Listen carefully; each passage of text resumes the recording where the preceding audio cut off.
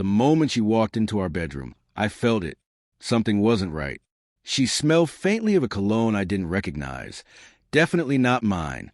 Her purse hit the floor a little too fast, her eyes flickering around the room like a trapped animal searching for an escape. She kissed me on the cheek, but it felt cold and distant, more like a polite gesture than a wife's affection. That night, as she slept peacefully beside me, I lay awake staring at the ceiling, fully aware that the foundation beneath us had begun to crack. 16 years of marriage. We'd built a life together, bought a house, raised our daughter Emily, who is now 13 and as brilliant as her mother once seemed to me. I had poured everything into our family, into my business that I started from nothing. Every holiday, every milestone, I tried to give Clara the world wrapped up in a perfect bow. In return, she handed me a betrayal I never saw coming. His name was Richard Halden. Confident, charming, successful. The type of man who shook my hand at formal events while secretly stabbing me in the back.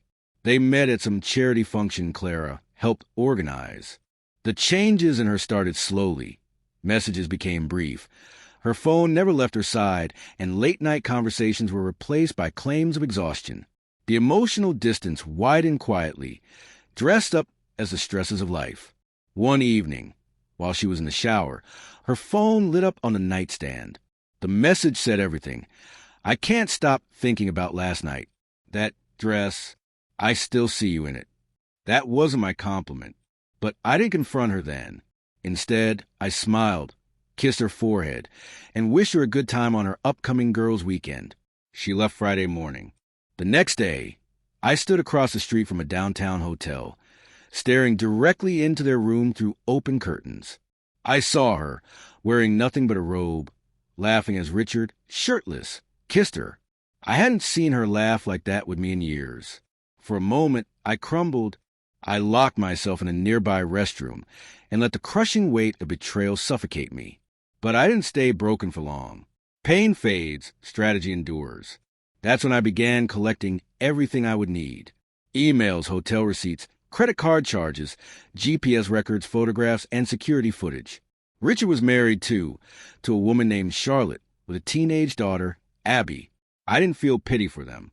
Instead, I saw them as unintended allies. Over the next 6 weeks, I carefully pieced together my plan. I hired a private investigator to verify what I already knew. I created a secure digital file under a false name and gathered every bit of evidence they so carelessly left behind. All I needed was the right moment. That opportunity finally came when my company hosted a high-profile charity gala. Clara, still wearing the mask of the devoted wife, was asked to co-host the event. I pretended nothing was amiss, kissed her on the cheek as she left, complimented her black dress, and told her she looked beautiful.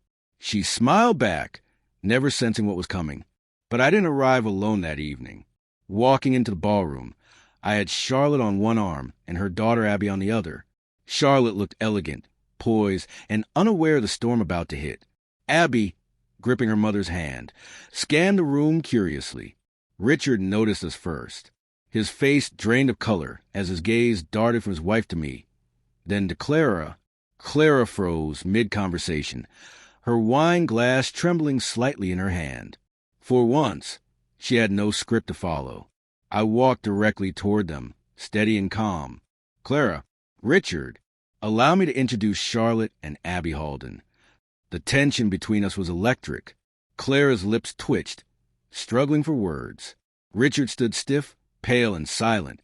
Charlotte blinked, confused but composed. "Richard, honey?" she asked quietly, her voice laced with dread. Without speaking, I pulled out my phone and tapped on the secured folder. The first video played. Clear footage of Richard and Clara entering the hotel suite, embracing. Charlotte gasped, but I wasn't finished. A subtle nod to my assistant signaled the ballroom projector to light up. On the screen behind us appeared still images, time-stamped hotel check-ins, security footage, intimate snapshots. Every lie laid bare under the glittering chandeliers. The once lively room fell into stunned whispers. Clara stepped toward me, desperate. "David, please." I raised my hand, cutting her off. No more lies. Richard tried to explain, But Charlotte struck him hard across the face before he could speak. Without another word, she turned and walked out, her daughter following, tears brimming in her eyes. Clara reached for my hand.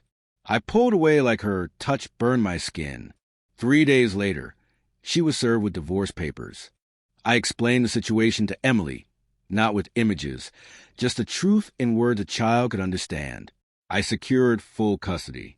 The financial records, hotel logs, and personal messages made sure of it. Clara fought back, claiming that one mistake shouldn't destroy a family. But it wasn't one mistake. It was a pattern of betrayal that destroyed us long before I exposed it. I moved into a new home, far from the echoes of our past. Quiet, peaceful. A week after fallout, Charlotte called. She thanked me, not for the pain, but for revealing the truth she had lived blind to for so long. We met for coffee, then dinner. We talked about broken trust, about survival, about what it takes to rebuild from the ashes. As for Clara, she lost everything. Her family, her reputation, her carefully curated image. She was left only with the wreckage she had created. I offered her nothing more than the silence and emptiness she left me with. I don't regret any of it. My revenge wasn't driven by rage. It was deliberate, controlled. The true satisfaction wasn't in watching her fall, but in the moment she realized the truth stood taller than any of her carefully spun lies. I didn't need to shout or fight. I simply walked away, leaving her to drown in the consequences. Betrayal tears you apart. Precision puts you back together. I'm not broken. I'm simply sharper.